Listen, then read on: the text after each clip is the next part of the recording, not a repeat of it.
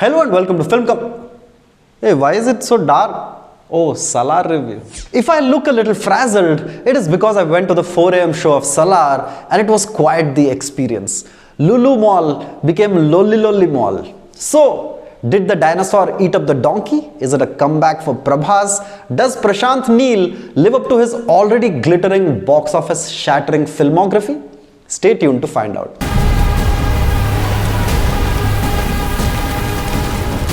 Hello and welcome to Film Companion South. You're watching NotATollyReview. My name is HridayRanjan. This week's release is Salaar Part 1, The Ceasefire. The film is written and directed by Prashanth Neel and it stars Prabhas, Prithviraj Sukumaran, Shruti Haasan, among others. It is a dark, bleak, dystopian world in Khansar. Two childhood friends make a deal to stick with each other no matter what. One of them belongs to a clan of rulers in the area where LED tube lights are yet to arrive. The other is a man who has promised his mother to stay away from violence, and so he is constantly holding himself back from exploding into a bloodbath. Now, while I wasn't a huge fan personally of the KGF universe, there is something to say about Prashanth Neel's individualistic style. He loves world building, and we are taken through a history of the place from more than 1,000 years ago. Imagine if someone took the world of KGF and pumped steroids into it, you get the world of Salaar. Bloodthirsty killers looking for power structures that are on the verge of crumbling, and a litany of grunting bearded men. But what Prashanth Neel does differently with this movie Salaar is to keep you waiting. He holds back, and then he holds back further, and then he holds back further, pulling an imaginary catapult to its maximum. And so when the action scenes finally come, and they are coupled with Ravi Basroor's ear-shattering soundtrack, you are glued to the screen. Everything here is an excess, but you never really question it. I mean, think about this.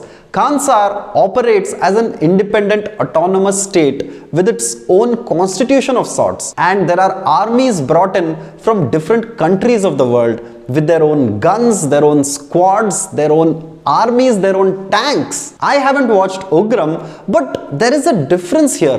With KGF, we were shown the life of a man who knows no fear. But here, there is almost a hidden wink to the audience, as if Prashanth Neel is telling the audience, look, I know you're waiting for Prabhas, and I'm going to make you wait some more because it's going to be worth it. This is not the Prabhas who scales a waterfall in his intro scene. Instead, we see a Prabhas who holds back his anger to such an extent that he leaves his finger marks on a metal pole. Looking leaner and barely saying about 10 to 12 lines, director Prashanth Neel uses him like how 90s Hollywood movies used Arnold Schwarzenegger, to deliver crucial punchlines in the middle of action scenes. But then, who needs dialogues when you can use the sound of automobiles to elevate a scene? Prashanth Neel also uses his own grammar, and around me I could see the relief in the eyes of the fans who finally got what they were waiting for in a Prabhas action movie.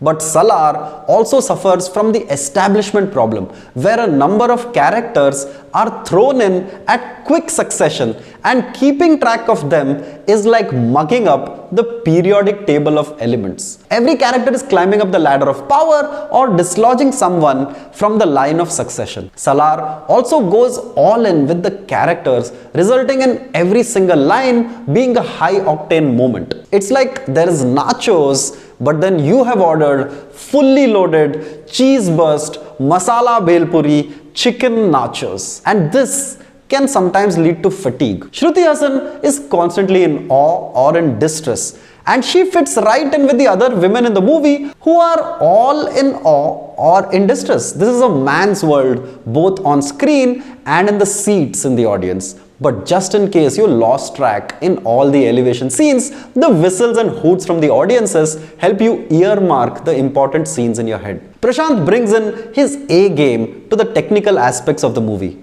Bhuvan Gowda handles the camera with a sense of large scale. Imagine a Game of Thrones world with Indian soundtrack. And longtime collaborator Ravi Basroor handles the steroid-addled soundtrack. Shivkumar's production design draws you into a world where violence is common and the sound design is created purely to elevate the proceedings on screen.